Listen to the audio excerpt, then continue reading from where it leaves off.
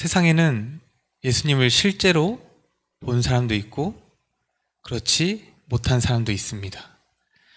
물론 예수님이 살아계실 때 본 사람들은 예수님을 눈으로 직접 본 것이고, 그 이후로 출생한 사람들은 그림이나 사파나 그런 상상에 의한 사진들을 보고 메시아, 즉 예수님의 모습을 상상하고는 합니다. 이 그림은 레오나르도 다빈치가 그린 예수님의 초상화입니다. 이걸 경매에 팔았는데 얼마에 팔렸을까요? 이 초상화가 우리나라 돈으로 약 5천억 원에 팔렸습니다. 정말 엄청난 금액이죠? 예수님께서 어떻게 생기셨을까 하는 상상들은 곧 우리로 하여금 예수님께서는 어떠한 분이셨을까 하는 생각들로 연결되게 합니다. 우리는 성경을 통하여, 또 예언의 신을 통하여, 또 다른 사람들의 글을 통하여 예수님의 모습을 상상하고는 합니다. 그리고 각자 가진 생각을 기준으로 예수님의 모습을 상상합니다.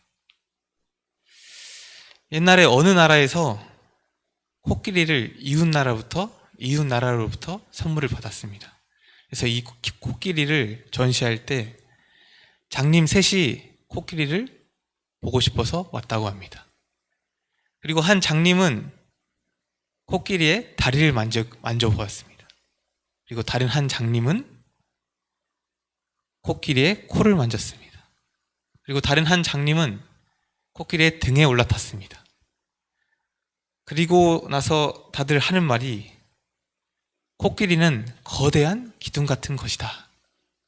또 다른 장님은 코끼리는 꼭 뱀과 같이 길고 큰 것입니다. 또 다른 장님은 이것은 넓고 큰 가마와 같은 것이다 라고 말했다고 합니다. 즉 각자가 만져본 것에 기초해서 그것을 평가한다는 것입니다. 우리 예수님도 지금 우리에게 있어서 어쩌면 이렇게 장님이 코끼리를 만지듯이 그러한 상황에 있는 것과 같은 것 같습니다. 그래서 이 시간 성경을 통해서 우리가 어떠한 자세를 가지고 예수님 만지기를 해야 하는지 알아보고자 합니다. 요한복음 1장 44절, 50절 말씀입니다. 먼저 주제절 요한복음 1장 46절을 제가 읽도록 하겠습니다. 나다나엘이 가로되 나사렛에서 무슨 선한 것이 날 수 있느냐? 빌립이 가로되 와서 보라 하니라.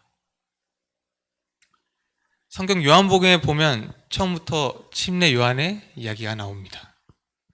그때 함께 등장하는 인물이 한 명 있는데 그는 나다나엘이라는 인물입니다. 우리는 그 사람에 대해서 그렇게 많은 정보를 가지고 있지는 않습니다. 하지만 분명 그는 신실한 사람이었고 메시아를 진심으로 기다리는 사람 중 한 사람이었습니다. 그는 침례 요한의 설교를 듣고 마음에 큰 깨달음이 있었습니다. 그리고 그는 더욱더 메시아를 기다리는 존재가 되었습니다. 하지만 그는 어이없게도 한순간 실망하는 일이 생겨납니다. 그것은 바로 침례 요한이 예수님을 요단강에서 침례를 주는 장면이었습니다. 나다나엘은 분명 하나님의 아들을 자기 자신 나름대로 상상했을 것입니다. 하지만 그가 보기에 상상했던 모습과는 다르게 예수님은 목수일로 인해 수고와 빈곤함이 여실히 드러나는 모습이었습니다. 시대의 소망 139페이지에는 나다나엘은 침례 요한이 예수님을 하나님의 어린 양이라고 지적할 때 무리들 가운데 있었다. 나다나엘은 예수님을 보자 실망하였다 라고 나와 있습니다. 나다나엘은 예수님을 보고 많은 실망을 했다고 말하고 있는 것입니다. 그토록 기다리던 메시아가 실제로 눈앞에 나타나고 나니까 이게 정말 메시아인가 하고 의심을 하게 된 것입니다. 왜 그럴까요? 그것은 바로 인간이 생각하는 그 잣대 때문일 것입니다. 그래도 우리를 구원할 메시아라고 하면 최소한 이 정도는 돼야지 하는 그러한 상상. 그것 때문에 나다나엘이 예수님을 실제로 보고도 고민을 하고 있는 것입니다. 그토록 기다리던 메시아인데 자신의 눈앞에 나타나니까 일단 의심부터 하게 되는 것입니다. 그런데 놀라운 사실은 우리 또한 이러한 모습으로 메시아를 상상하고 있을 수도 있다는 것입니다. 나다나엘과 같이 눈앞에 자신의 그려온 잣대만으로 판단하려는 그 모습들은 얼마나 어리석은지 모릅니다. 우리는 예수님이 우리에게 로또를 맞게 해주실 분, 또는 나에게 어디서 공짜로 무언가를 해주실 분, 혹은 이대로 교회만 열심히 다니면 나에게 구원을 주실 분, 이런 모습으로 우리는 예수님을 그리면서 살고 있는지 살고 있지는 않은지 생각해 보아야 할 것입니다. 그리고 그 모습이 우리가 원하는 모습이라든지 딱 들어맞을 때에는 역시 하나님은 살아계셔. 그런데 조금이라도 내가 생각할 때 틀린 모습이 있다면 역시 예수님은 없는 것 같아 라고 그분을 멀리 두는 그러한 실수를 하고 있는지 하고 있지는 않은지 잘 생각해 보아야 할 것입니다. 그리고 혹시 그런 실수를 하고 있다면 지금 이 순간 그 마음을 다시 새롭게 바꾸시는 여러분이 되시기를 바랍니다. 메시아는 우리를 위해 구원을 하기 위해 오신 것이지 결코 우리의 목적을 이루기 위해 오신 것이 아닌 것입니다. 그런데 인간들은 스스로 눈을 비껴뜨고 그분을 자신의 눈의 잣대로 잰다는 것입니다. 이 얼마나 어리석은 행동인지 모릅니다. 그렇게 나다나엘은 결국 그 순간 예수님을 떠나게 되는 것을 볼 수 있습니다. 왜냐하면 나다나엘은 오직 예수님의 겉모습만 보고 판단했기 때문입니다. 하지만 그는 떠나면서도 결코 버릴 수 없는 것이 있었는데 그것은 바로 침례 요한의 말이었습니다. 그는 결국 침례 요한의 말을 믿기로 하고 그 유명한 무화과 나무 아래로 기도하러 가게 됩니다. 그는 그곳에서 자신이 본 것을 믿게 해달라고 기도를 드립니다. 무엇을 믿는 것입니까? 그는 침례 요한의 말을 믿게 해달라고 하는 것입니다. 예수님을 메시아로 받아들일 수 있도록 해달라는 기도가 아니었습니다. 그는 그 믿음의 바탕을 침례 요한의 말에 더 많은 비중을 가지고 있었던 것입니다. 즉 그는 예수님과는 아무런 개인적인 관계를 맺지 못한 채 단순히 침례 요한의 말만 믿게 해달라고 한 것입니다. 시대의 소망 139페이지에 보면 수고와 빈곤의 흔적을 지닌 이 사람이 과연 메시아일까? 그러나 나다나엘은 예수를 거절할 수 없었다. 왜냐하면 요한의 기별이 그의 마음에 확신을 주었기 때문이다. 이 나다나엘의 믿음의 대상이 바뀐 부분입니다. 지금 이 모습은 현재 우리의 모습과 얼마나 비슷한지 모릅니다. 우리는 개인적으로 하나님과 어떠한 만남을 가지지 못한 채 살아가고 있습니다. 단순히 교회에서 말씀을 들으면서 그저 교회에 출석하는 것만으로 만족하고 있는지 다시 한번 되돌아보아야 할 것입니다. 또 그것만을 붙잡고 살아나가려는 그런 나다나엘과 같은 모습을 가지고 있지 않은지 생각해 보아야 할 것입니다. 만약 그러한 상태라면 우리 또한 결국에 나다나엘처럼 예수님을 실망하는 일을 겪게 될 것입니다. 우리에게 있어서 가장 중요한 것은 바로 예수님을 나의 구주로 받아들이는 것입니다. 가족이 하늘나라에 간다고 해서 나도 따라갈 수 있는 것이 아닌 것입니다. 그리고 무엇보다도 하나님의 말씀이 삶의 최우선 순위에 놓여야 한다는 것도 잊지 마시기를 바랍니다. 빌립은 그의 친구인 나다나엘이 예언의 말씀을 연구한다는 것을 알고 있기 때문에 그의 기도하는 은신처로 갔습니다. 빌립과의 대화를 보면 나다나엘은 이렇게 말합니다. 나사렛에서 무슨 선한 것이 날 수 있겠느냐?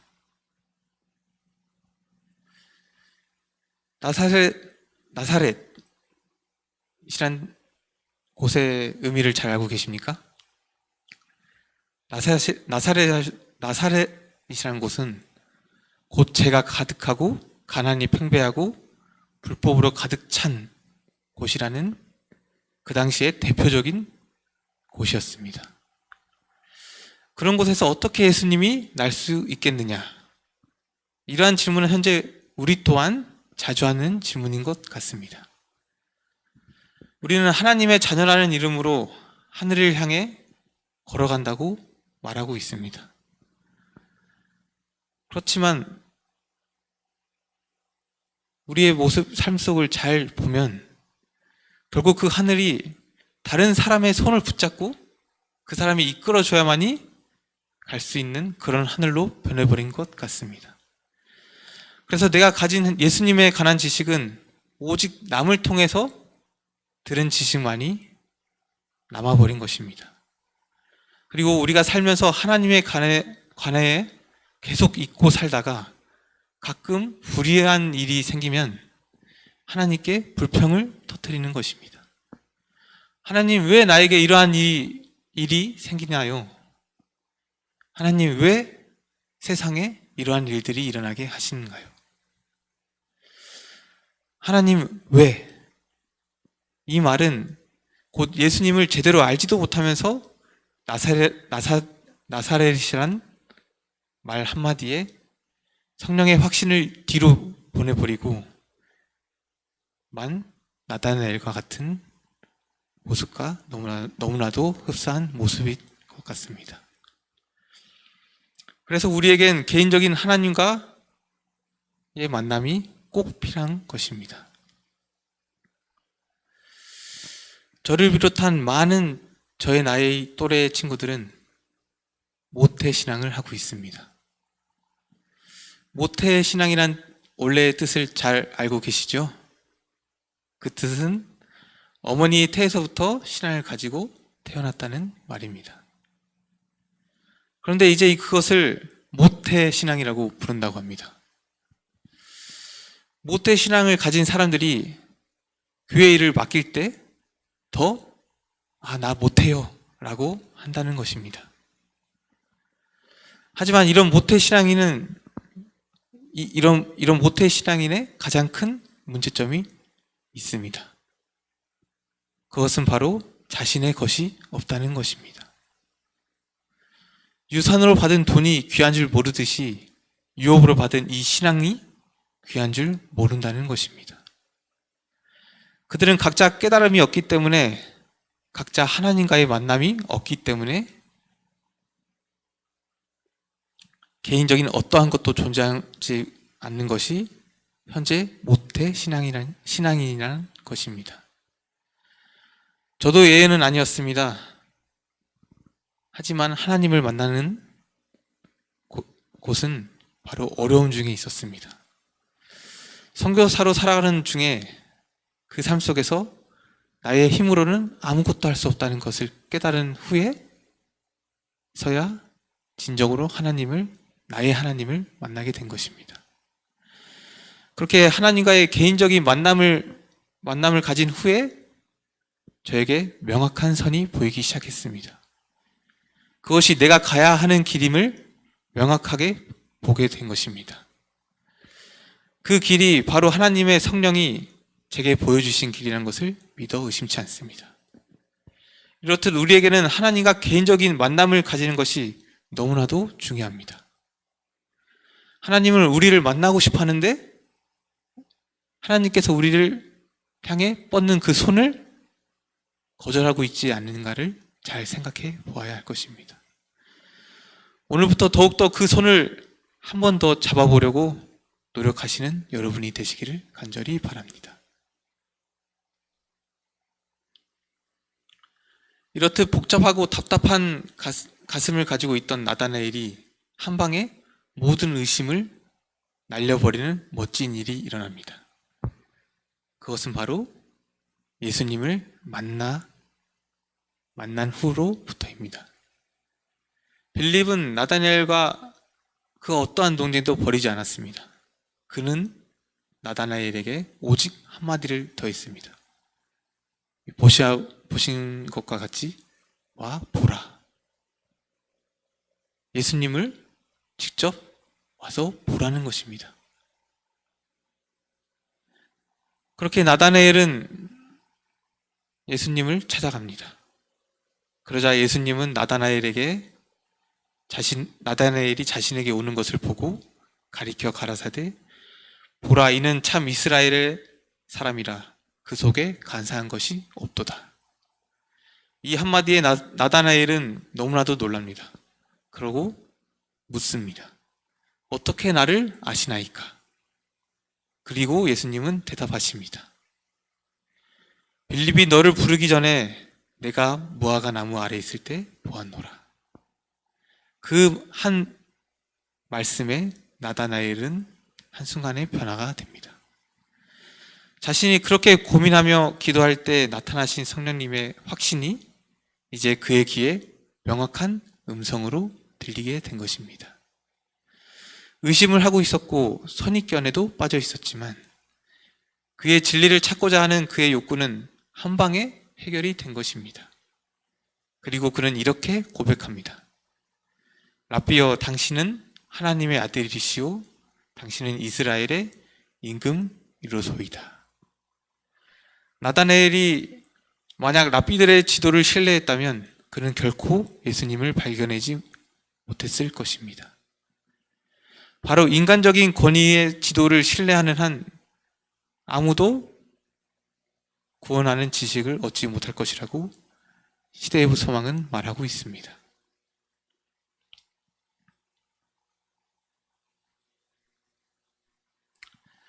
우리에게 있어서 편견은 무엇입니까? 나는 예수님을 만날 수 없다입니까? 설마 이러한 편견을 가지고 계신 분은 없으리라고 생각합니다. 혹은 지은 죄가 너무나 커서 난 도저히 하나님을 뵐 수 없다고 생각하십니까? 그것마저도 편견인 것입니다. 나다나엘과 같이 예수님을 직접 본 사람도 그의 편견을 깨지 못해 고민하고 괴로워하고 하는 모습을 볼 수 있습니다. 그렇다면 현재 예수님의 얼굴을 보지 못한 우리가 갖는 고민들은 직접 본 나다나엘보다 훨씬 더 큰 것입니다. 그래서 우리에게 예수님 대신에 보내주신 성령이 있지 않습니까? 지금도 많은 사람들이 바로 진리이신 예수님을 보지 못하고 또 창교회의 모습을 보지 못하고 교회 밖에서 편견을 가지고 바라보고 있는 사람들이 굉장히 많습니다. 우리가 그들을 향해서 할 수 있는 것은 교리적인 논쟁 또는 우리 교회가 왜 맞는가? 왜 우리 교회가 진리인가? 그런 것을 논쟁하면서 싸울 것이 아니라 그들에게 직접 와서 보라. 와서 예수님을 직접 만나보라. 라고 말하는 것입니다. 하나님을 너가 직접 만나본다면 모든 편견과 고민이 해결될 것이다. 라고 말해주는 것입니다. 그러기 위해서 우리가 가장 먼저 해야 될 일이 있습니다. 그것이 무엇일까요? 그것은 바로 우리가 먼저 예수님을 메시아로서 만나 보아야 한다는 것입니다. 바로 우리가 먼저 확신을 가지고 예수님을 만나야 한다는 것입니다. 비록 우리는 나약한 존재로 하나님이 만나는 것을 두려워하고 어려워할 수도 있습니다. 그렇기 때문에 우리는 더욱더 예수님을 만나야 하는 것입니다. 그래서 그분이 우리에게 주시는 그 큰 사랑을 받고 그것을 우리의 주변에게 전하시는 광주중앙교회 성도님들이 되시길 바라면서 오늘 말씀을 마치도록 하겠습니다. 기도하시겠습니다.